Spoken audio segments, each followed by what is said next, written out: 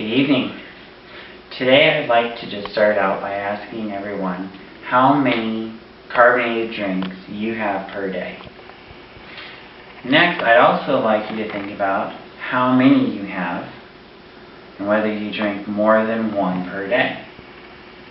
On average, statistics show that we actually drink approximately 216 liters of soda per year for one individual.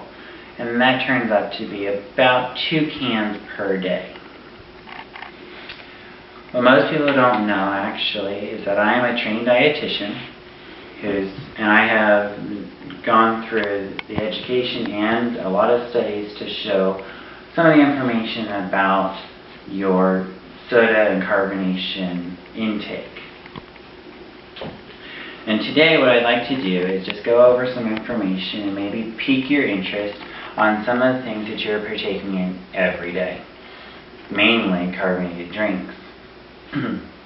So the 3 main points that I'd like to point out to you today are going to be common ingredients, that's going to be in both regular and diet soda, and I'd also like to go over some of the side effects that soda will cause for you. Number 1 is going to be common ingredients in regular soda. When you look at the back of a can of regular soda, that can be Coke or Pepsi, anything like that, first thing you're going to see is high fructose corn syrup. This is something that is natural, and most of you have seen it on TV, that it has its pros and cons. Yes, it's natural, it's from corn. Problem is, it's actually one of the worst things for your teeth, and it is one of the most common things to cause poor collagen development in your teeth. So the next time you pick up your Coke or your Pepsi, something like that, think about what it's doing. It's kind of just rotting your teeth out. The next thing that you find on the ingredients in your soda is usually phosphoric acid. I don't know about you, but phosphoric acid just kind of sounds bad to me. Why would you want to drink acid? And actually, when you think about it, what is it there for? One of the main things that phosphoric acid is put into soda for is to give it that bite. And that's what really makes you come back for that soda, because you enjoy that tingle that you have when you drink it, and that's what that's for.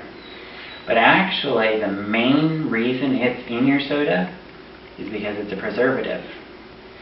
Mainly to stop the corrosion and rust from the can. So next time you think about what you're drinking, that might come into your mind a little bit. Of course, the third thing that we're looking at in regular soda is going to be caffeine. Caffeine is actually all natural. We already know that because we drink coffee and several other things like chocolate that all have caffeine in them. Because it's natural, we did a little bit of investigation on it. Do you know what it actually does in these natural plants? Caffeine is actually used as a pesticide. I put a pesticide on my garden, right? I don't think I'm going to be chugging that, so maybe we should think about that next time we want some caffeine too. So those are a couple of the ingredients in regular soda. Can't be near as bad for diet, right? Because diet is so much better for you. Actually, diet is kind of at the same level as regular soda. One of the first ingredients that you're going to see in diet is aspartame. Aspartame is not a sugar, so that makes it sound better, but it's 200 times sweeter than regular sugar. Aspartame has actually been seen to cause headaches, brain tumors. It can even cause death in some cases.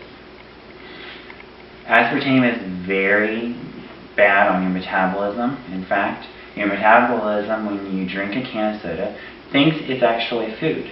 So it is then dispersing, your body is then dispersing the bile and other chemicals to break down regular food, and not the chemicals to break down sugar and sweetener like this is. So it's actually hurting your entire digestive system. And this can cause extreme problems later on after you drink several, etc. The third ingredient that we'd like to go over is natural flavors. Natural flavors doesn't sound that bad, right? Well, through some studies, we've actually seen that some of those natural flavors have been all the way down to the smallest thing as a rock. Next time you think about drinking a soda, maybe you ought to just step outside into the driveway and lick a rock, because that's what they're flavoring your soda with. We also have side effects that I'd like to go over today. Now that we've seen some of the nasty things in your soda, let's see what it's actually doing to your body. With aspartame in diet and fructose corn syrup in your regular soda, one of the biggest problems when you're drinking soda is it causes diabetes. That's pretty natural, isn't it, right? Because diabetes is a sugar problem.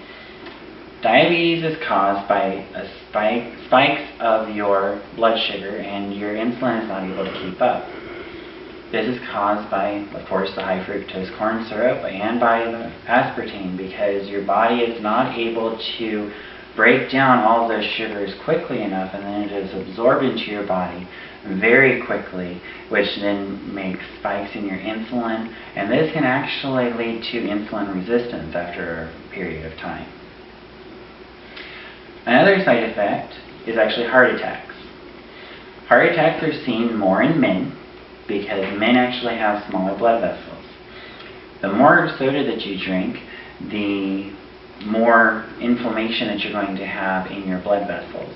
And after you get so much inflammation, it actually will cause you to have a heart attack. And this can happen in women also. It's just the difference of men have smaller blood vessels in their body. Diet, of course, has the same trouble as regular.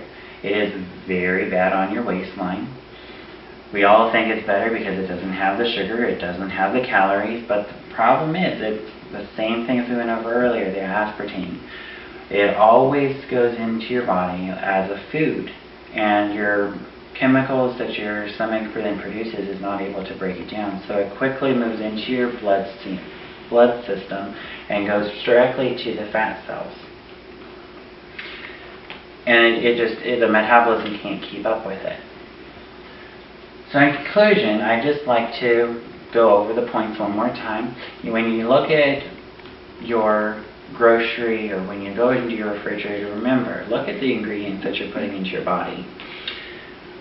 Remember that diet is not always the best, because just because it says diet and there's no sugar and no calories, there is and are other ingredients that can cause problems for you.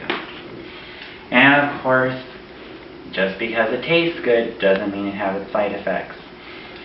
Normally, for the biggest part of the time, the things that taste the best will actually have the most problems and the most side effects. So hopefully I piqued your interest a little bit. Maybe you'll go home and do a little bit of research and everything yourself, see what you're really putting into your body every day. But like I said before, the next time you go to the grocery or the next time you go to the refrigerator for one of those good refreshments, think about what you're really putting into your body. Thank you very much.